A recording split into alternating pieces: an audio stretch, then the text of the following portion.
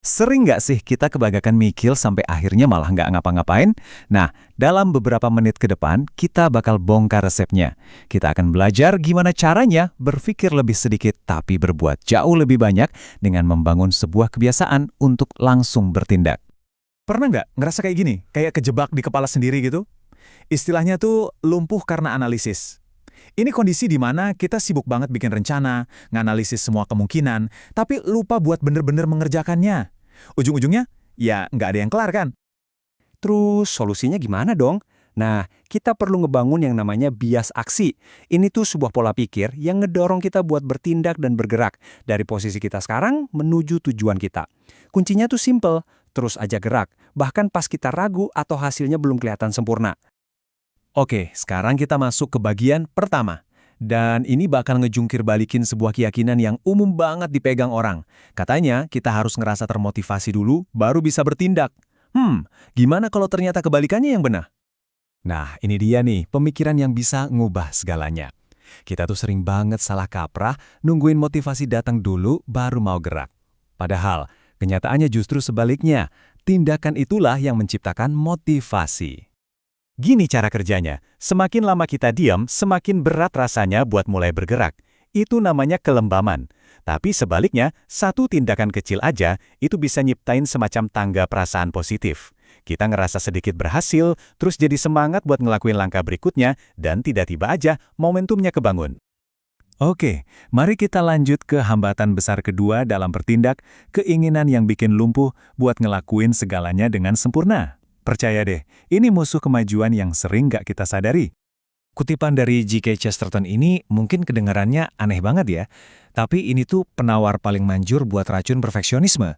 Maksudnya bukan nyuruh kita jadi ceroboh, tapi buat lebih ngehargain proses memulainya daripada terpaku sama hasil akhir yang harus tanpa celah. Jadi, gimana caranya melakukan sesuatu dengan buruk dengan cara yang benar? Pertama, ingat, semua usaha kamu itu berharga. Anggap aja kegagalan itu cuma data buat belajar. Kedua, lupain kesempurnaan. Itu musuh terbesar kemajuan. Ketiga, pindahin fokus kamu dari hasil akhir ke prosesnya. Dan yang paling penting, udah mulai aja dulu. Karena semua yang hebat itu pasti dimulai dari langkah pertama. Oke, pola pikirnya udah dapat ya. Sekarang kita butuh sistem. Kenapa? Soalnya kita nggak bisa selamanya ngandelin tekad atau inspirasi yang kadang datang, kadang pergi. Kuncinya itu ada di sistem yang bisa diandelin. Alat pertama, niat implementasi. Dengerin deh, ini simple tapi ampuh banget. Ada sebuah studi yang ngebuktiin, cuma dengan nentuin kapan dan di mana tingkat keberhasilan buat olahraga itu naik 2 kali lipat. Caranya gampang, tinggal isi aja template ini. Jadi jangan cuma bilang, saya mau olahraga. Ganti jadi, saya akan lari pagi pada hari Sabtu pukul 7 pagi di taman kompleks. Rencana yang spesifik kayak gini tuh seolah-olah ngasih perintah langsung ke otak kita. Alat kedua ini idenya dari Warren Buffett.